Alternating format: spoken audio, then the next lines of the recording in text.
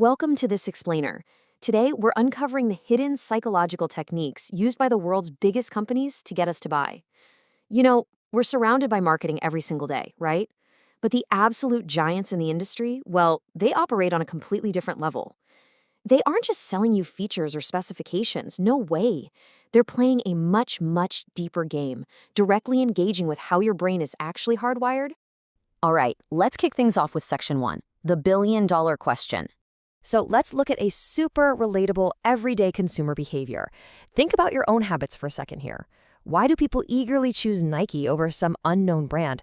Or even crazier, why do millions of us happily hand over $1,200 for an iPhone when we know, objectively speaking, that there are highly capable alternatives out there for just a fraction of the cost? It's a really fascinating paradox. $1,200? When millions of people are perfectly willing to drop that kind of cash on a phone, while perfectly functional, much cheaper alternatives are sitting right next to it on the shelf, well, we have to look deeper than just the hardware. We have to look past the megapixels, the screen resolution, and the battery life. I mean, sure, those things matter, but they absolutely do not justify that massive price gap on their own. It turns out the answer isn't just about superior quality. Actually, it's psychology. These mega brands are masterfully pulling these hidden levers right behind the curtain of our conscious decision-making. They're literally influencing our desires long before we even think about reaching for our wallets. Which brings us to section 2, more than a logo. To really understand this, we need to completely shift our paradigm.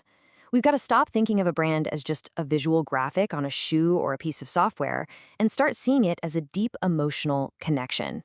The old way of thinking was highly visual. You see a swoosh, you know it's Nike. But the new way, the billion-dollar way, that recognizes that a logo is really just the trigger. What's genuinely fascinating here is that consumers are often buying an emotion or an identity, rather than a physical product. A true brand is a feeling, a promise, and a memory living directly right there in your mind. It's a promise of what your life is going to look like when you interact with that product. It's a memory of a past positive experience or the anticipation of a really great future one. So let's dive into section 3, the emotional connection. Brands use emotional branding to tie their physical products to deep, intangible human desires. This is exactly why Starbucks isn't just selling you hot bean water, right? They're selling you a feeling of warmth, community, and personal success. And it's why Coca-Cola campaigns rarely ever focus on the actual taste of the drink, but instead lean incredibly heavily into feelings of family, happiness, and shared moments. They're anchoring their product to the exact things you inherently crave as a human being. And color psychology is one of their most subtle yet powerful tools to do this. Think about how these triggers map out in our daily lives. Red creates instant excitement and urgency, which is absolutely perfect for Coca-Cola or McDonald's. Blue signals trust, which is why you see it for tech and finance companies holding your data. Green naturally aligns with nature and health, like Whole Foods. And black instantly elevates the perceived luxury of a brand like Tesla. They trigger a very specific psychological response at the exact millisecond you see them. Moving right along to section 4, influence and scarcity. Okay, so once a brand has established that emotional baseline, they need to actually push you toward a transaction. And here is where we see two massive, fast-acting psychological drivers, social proof and scarcity. Social proof makes us automatically trust a product that millions of others use. When we read trusted by millions, our brain takes a rapid shortcut.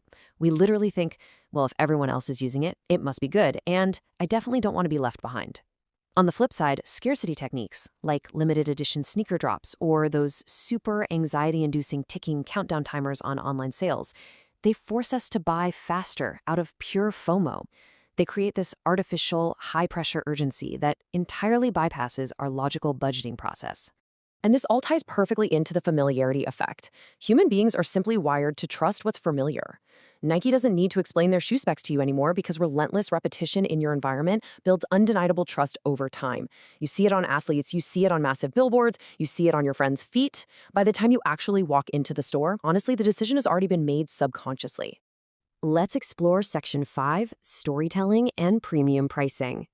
This right here is why stories will always, always sell exponentially better than facts. Listing features, that just engages the critical part of a buyer's brain, the part that wants to argue, compare prices, and find flaws. But stories? Stories completely bypass those logical defenses. A really great story captivates the mind, it makes the brand's message highly memorable, and it creates a level of emotional resonance that pure logic simply cannot touch. When you put all of this together, you get this exact blueprint for premium pricing. Step 1, you see a compelling story. Step 2, that story builds deep emotional trust. And step 3, because of that trust, an expensive product is automatically perceived as being higher quality. The high price itself actually becomes a psychological signal of superiority. This is exactly what allows giants like Apple to utilize premium pricing. We inherently assume that if something costs $1,200, well, it simply must be vastly superior to the $400 alternative. Finally, Section 6, Becoming a Smarter Consumer. Understanding these principles isn't just about pulling back the curtain on corporate marketing for the fun of it. It has massive real-world application for you. It acts as a literal shield for your wallet, helping you act as a smarter consumer who makes rational, deliberate buying decisions rather than emotional, impulsive ones. But simultaneously, if you happen to be on the other side of the equation, this knowledge is a sword. It gives aspiring entrepreneurs the exact blueprint they need to build stronger, more resonant, and highly successful businesses of their own. Ultimately, if you take just one thing away from this explainer today, let it be this. The biggest, most profitable brands on the planet are not just selling you a cup of coffee, a smartphone, or a pair of sneakers. Those are just the delivery vehicles. What they are truly selling you are emotions, profound trust, a sense of personal identity, and compelling stories that you desperately want to be a part of. I really hope this explainer has given you a fresh perspective on the hidden forces shaping our everyday choices. And I want to leave you with this final provocative thought. Now that you know the psychology behind the curtain, now that you can clearly see the strings being pulled, are you going to let it dictate your next purchase, or are you going to take back control? Thanks so much for joining me on this deep dive. Stay curious, stay observant, and I'll catch you in the next explainer.